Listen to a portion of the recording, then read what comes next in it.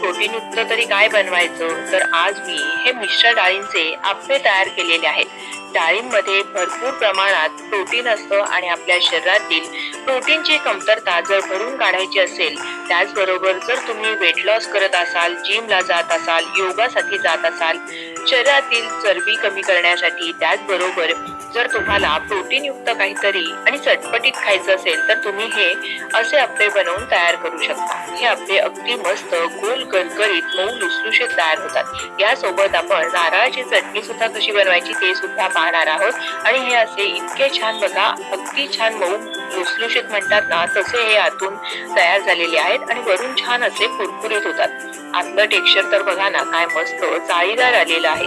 असे हे high protein आप्पे कसे तयार करायचे, चला. सर्वप्रथम एक मोठं भांड घ्यायचं, खोलगट घ्यायचं शक्यतोवर, म्हणजे त्यामध्ये आपल्याला डाळ तांदूळ भिजत घालता येईल. 1 वाटी हे मी रेशनचे तांदूळ घेतलेले आहेत. कुठलेही जुने आणि जाडे तांदूळ घेऊ शकता. अर्धी वाटी मसुराची डाळ घेतलेली आहे. त्याचबरोबर अर्धी वाटी चण्याची डाळ घेतलेली आहे. अर्धी वाटी उडीद डाळ घ्यायची किंवा अख्खे उडीद घेतले तरीही चालेल. आणि अर्धी वाटी मुगाची डाळ घ्यायची आहे. मुगाच्या डाळीने छान मऊ लुसलुशीत आप्पे तयार होतात. आता या डाळींचं जर तुम्हाला प्रमाण थोडं कमी अधिक करायचं असेल तर करू शकता. आणि तांदळाऐवजी जर तुम्हाला ज्वारी वापरायची असेल तरीही चालेल. आणि 1 चमचावर इतकं आपल्याला मेथी दाणे घालायचे आहेत यामध्ये. आणि हे चांगलं 2 ते 3 पाण्यामध्ये स्वच्छ धुवून घ्यायचं आहे. मेथी दाणे हे फर्मेंटेशनचं काम करतात, त्यामुळे मेथी दाणे आवर्जून घाला. 1 चमचा फक्त आपण यामध्ये घातलेले आहेत. आणि जर तुम्ही डायबेटिक असाल तर मात्र तांदळाऐवजी तुम्ही इथे ज्वारी वापरली तरीही चालेल. हे आता भिजवत मी साधारण एक 4 ते 5 तास असंच ठेवलं होतं. 4-5 तासानंतर डाळ आणि तांदूळ व्यवस्थित भिजलं जातं बघा. चण्याची डाळ थोडीशी भिजायला वेळ लागतो, पण ती सुद्धा व्यवस्थित अशी छान भिजली गेलेली आहे. आता हे सगळं आपण जिन्नस आहेत ना ते वाटून घेणार आहोत. त्याकरता एक मोठं मिक्सरचं भांडं घेतलं आहे आणि या डाळी आणि तांदूळ त्यातलं थोडं थोडं पाणी नाही असं निथळून काढायचंय. फार नाही काढलं तरी चालेल, पण थोडं तरी निथळून काढायचं, म्हणजे आपण जे पुन्हा पाणी घालू त्याचा आपल्याला बरोबर अंदाज येतो. त्यामुळे हे थोडेसे डाळ तांदूळ निथळून घालायचे आणि थोडं यासाठी 1.5 ते 2 पळ्या पाणी घालायचं आणि हे मिक्सरला सरसरीत असं वाटून घ्यायचं आहे.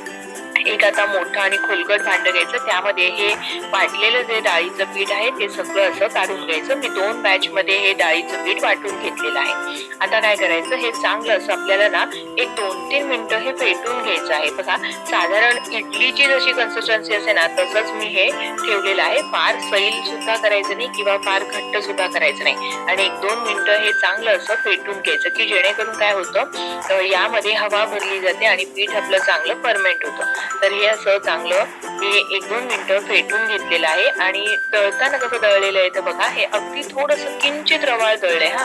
अगदी फार फाईन सुद्धा नाही करायचं, किंचित रवाळ असं मी हे वाटून घेतलेलं आहे. आता हे पीठ आपलं तयार झालेलं आहे. हे झाकून आपण फर्मेंटेशनसाठी असंच आहे ना उबदार ठिकाणी रात्रभर ठेवून देऊयात. आता दुसऱ्या दिवशी सकाळी सगळ्यात पहिले काय करायचं तर चटणी वाटून घ्यायची. त्याकरता इथे मी नारळाचे तुकडे घेतलेले आहेत, ओलं खोबरं घेतलेलं आहे. ओलं खोबरं नसेल तर सुकं वापरलं तरीही चालेल. आवडीप्रमाणे हिरव्या मिरच्या 1 ते 2 पाकळ्या लसणाच्या घ्यायच्या. लसूण फार घ्यायचा नाही. आणि जर तुम्हाला आलं घालायचं असेल तर ते सुद्धा अगदी फार कमी प्रमाणात घालायचं. मूठभर ही कोथिंबीर अशी मी देठासहितच घेतलेली आहे. त्यानंतर ते फुटाण्याचं डाळ असतं की नाही ते घ्यायचं, पण माझ्याकडे फुटाण्याची डाळ नव्हती म्हणून मी हे माझ्याकडे थोडेसे साधळलेले चणे होते त्याचं साल काढून ते घेतलेलं आहे. चवीपुरतं मीठ, साखर आणि थोडंसं दही घेतलेलं आहे.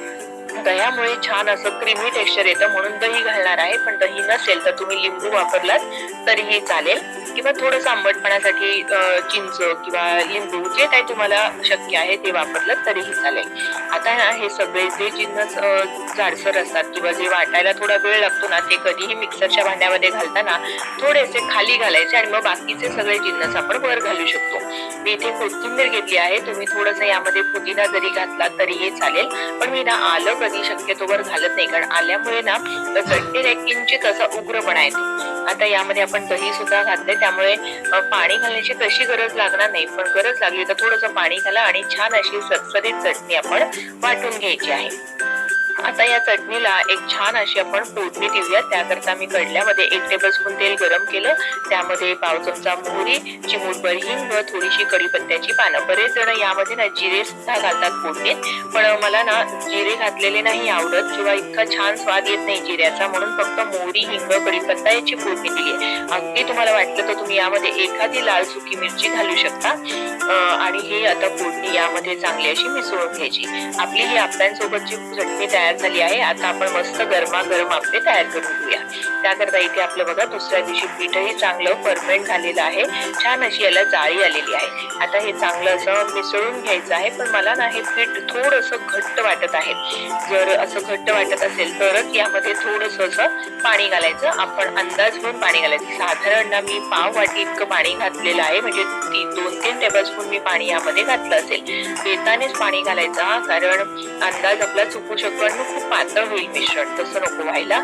आता यामध्ये आपण काही भाज्या घालायच्या आहेत, तर मी आज फक्त कांदा, टोमॅटो आणि कोथिंबीर घालणार आहे। आणि हिरव्या मिरच्यांचे तुकडे सुद्धा ना दाताखाली आले खाताना तर चांगले लागतात, पण जर लहान मुलं असतील तर घालू नका, नाहीतर ना मध्येच त्यांना तिखट लागू शकतं। आणि चटणीमध्ये सुद्धा बरेच मिरच्या घातल्यात, त्यामुळे मी यामध्ये हिरवी मिरची बारीक चिरलेली घातली नाही, फक्त आता चवीपुरतं मीठ घालायचं आणि ना हे चांगलं असं मिसळून घ्यायचं। आपण यामध्ये कांदा, टोमॅटो, कोथिंबीर घातले, त्यामुळे ना हे पीठ थोडंसं ना पुन्हा पातळ होतं, त्यामुळे आधी खूप पातळ करायचं नाही। आता हे पीठ तयार आहे।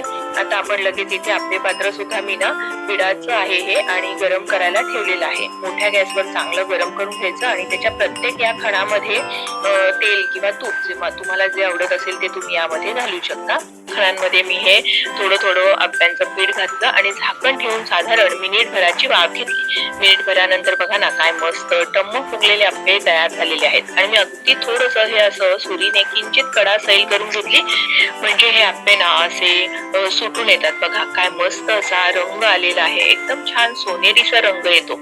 त्या डाळींमुळे सुद्धा ना या आप्प्यांना छान रंग येतो। बरोबरीने हे आप्पे पात्र बिडाचं आहे आणि मी आज पहिल्यांदाच वापरतीये, तरी सुद्धा अगदी छान मस्त, अजिबात एकही आप्पे याचं एकही चिकटला नाहीये, छान असे बघा जसा नॉनस्टिक असतो ना तसंच या आप्पे पात्राने तो रंग बघूनच आहे ना मला आत्ताच हे खावेसे वाटतात, इतके छान असे हे तयार झालेले आहेत। सगळे हे आप्पे असे उलटवून घेतले की मग पुन्हा थोडं थोडं अगदी थेंब 2-2 थेंब असं तेल किंवा तूप थोडंसं सोडायचं, की जेणेकरून दुसरी बाजू सुद्धा ना छान अशी खमंग आपली भाजून होते। ती सुद्धा मिनिट 1.5 मिनिट अशी छान भाजून घ्यायची। बघा अगदी छान गोल गरगरीत सगळ्या बाजूने मस्त असा हा आपले आप्पे हे शेकून तयार झालेले आहेत। जे शेकले असतील ते असे काढून घ्यायचे, जे शेकले नसतील ना ते असे पाहायचे उलटवून, जर शेकले असतील तरच तुम्ही हे काढून घ्यायचे आहेत। याप्रमाणे बाकीचे सुद्धा आप्पे आपण असे तयार करून घ्यायचे। चटणी तर आपण आधीच बनवली होती, त्यामुळे गरमागरम आप्पे आणि छान अशी नारळाची चटपटीत चटणी तुम्ही हा नाश्ता सकाळी सकाळी झटकेपट बनवून तयार करू शकता। अगदी छान बघा मस्त मऊ लुसलुशीत असे हे आप्पे तयार झालेले आहेत। मी दाबते यावरूनच तुम्हाला लक्षात येत असेल की अगदी छान आतून मऊ लुसलुशीत आणि जाळीदार असे हे आपले आप्पे तयार झालेले आहेत। तुम्ही सुद्धा जर तुम्हाला वेट लॉस करायचं असेल आणि हाय प्रोटीन ब्रेकफास्ट हवा असेल तर त्यासाठी मुलांना डब्याला देण्यासाठी सकाळच्या नाश्त्यासाठी असे हे आप्पे नक्की तयार करून पहा आणि तुमचा अनुभव माझ्यासोबत शेअर करा। व्हिडिओ नातेवाईकांना जास्तीत जास्त शेअर करा। अशा छान छान प्रमाणबद्ध रेसिपीज पाहण्यासाठी सबस्क्राईब करणं, बेल आयकॉन प्रेस करणं पूर्णपणे निशुल्क आहे, त्यामुळे नक्की सबस्क्राईब करा, म्हणजे तुम्हाला माझ्या सर्व रेसिपी पाहता येतील। पुन्हा लवकरच भेटूयात। धन्यवाद।